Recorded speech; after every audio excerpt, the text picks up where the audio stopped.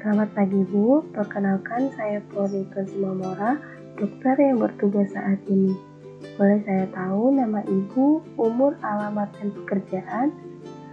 Jadi Bu, AKDR ini adalah alat kontrasepsi yang fleksibel yang berbentuk huruf D yang diselubungi oleh kawat halus dan terbuat dari tembaga.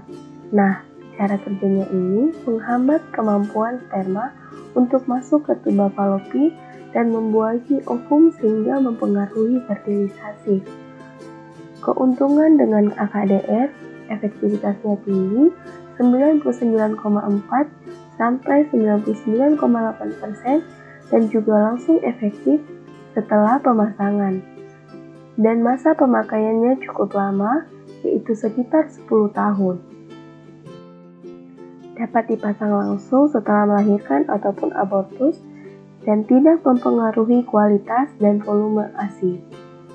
Memang efek sampingnya bisa terjadi perubahan siklus haid jadi lebih lama dan banyak, haid lebih sakit, dan bisa ada spotting.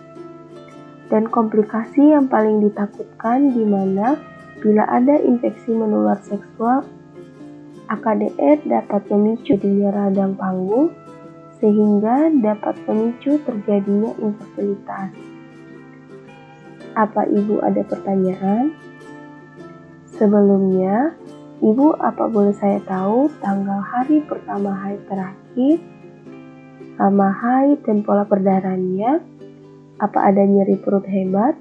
Bagaimana dengan riwayat kehamilan dan riwayat kesehatan yang terakhir? Apa Ibu ada riwayat anemia berat? Riwayat kehamilan ektopik, infeksi sistem genitalia, penyakit menular seksual, atau mungkin infeksi panggul? Mohon maaf sebelumnya Ibu, tapi apa Ibu atau pasangan ada riwayat sering berganti pasangan? Apakah ada riwayat kanker serviks?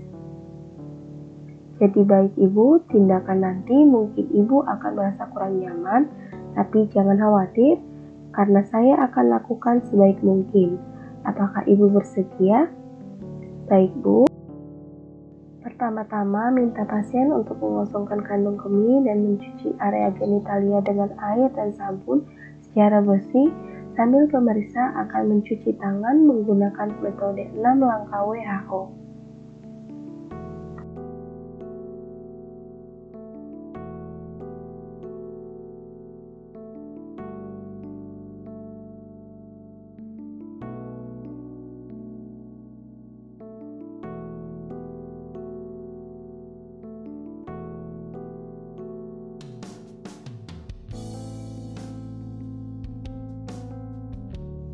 Setelah itu, minta pasien untuk duduk di meja pemeriksaan dengan posisi mitotomi, lalu inspeksi dan palpasi di daerah perut, terlihat apakah ada nyeri, benjolan atau kelainan lainnya di daerah suprapubik. Kemudian setelah itu, kenakan kain penutup pada pasien untuk pemeriksaan panggul, lalu kita akan atur arah sumber cahaya untuk melihat serviks, dan kemudian atur penempatan peralatan dan bahan-bahan yang akan digunakan dalam wadah steril. Kemudian kita akan memakai sarung tangan steril.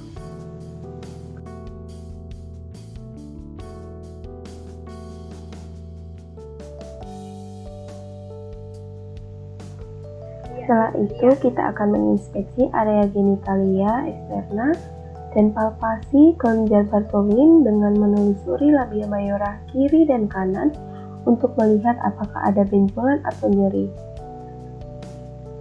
Lalu kita akan mengambil spekulum dengan tangan kanan, lalu kita akan mengoleskan jeli dan akan membuka labia mayora dengan ibu jari dan telunjuk tangan kiri, lalu memasukkan spekulum dalam keadaan tertutup. Putar 90 derajat sehingga tangkai mengarah tegak lurus ke bawah, atur tuas dan kedudukan spekulum, kemudian amati porsio serviks.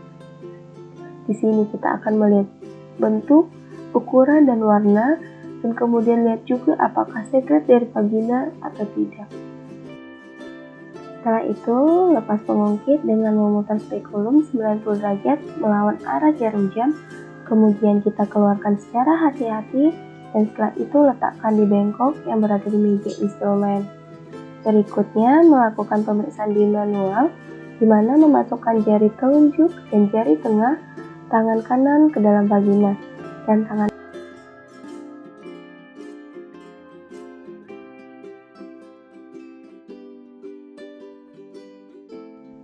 lalu lakukan pemeriksaan retrovaginal bila ada indikasi seperti kesulitan menentukan besar uterus, retrofleksi atau ada tumor pada kapondokrasi. Lalu kita keluarkan jari dan perhatikan apakah ada darah di sarung tangan pemeriksa.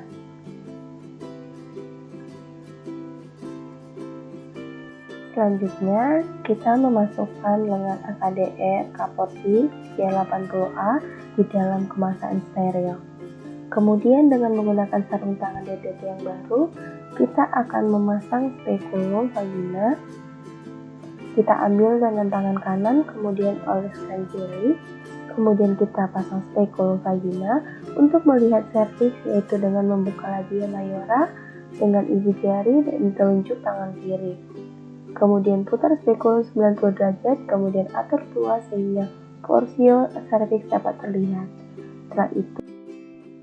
Setelah itu kita akan mengusap vagina dan serviks dengan larutan antiseptik 2-3 kali. Kemudian kita akan buang kasa pada tempatnya, lalu kita akan jepit serviks dengan tenakulum secara hati-hati pada arah jam 11.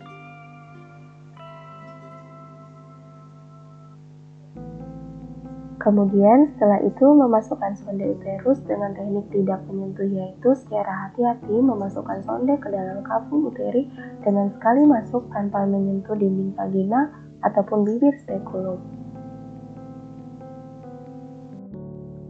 Setelah itu kita ukur kedalaman kafum uteri pada tabung inserter, kita geser leher biru pada tabung inserter, kemudian buka plastik kemasan steril. Setelah itu angkat tabung AKDR tanpa menyentuh permukaan yang tidak steril. Hati-hati jangan sampai inserter terdorong. Kemudian pegang tabung AKDR dengan leher biru dalam posisi horizontal. Kemudian lepaskan AKDR dengan menggunakan teknik withdrawal, yaitu dengan menarik keluar tabung inserter sampai pangkal inserter dengan tetap menahan inserter. Lalu keluarkan inserter dan masukkan kembali ke serviks sampai terasa adanya tahanan. Setelah itu kita akan menggunting benang AKDR kurang lebih 3-4 cm dan keluarkan seluruh tabung inserter dan buang kembali ke tempat sampah yang terkontaminasi.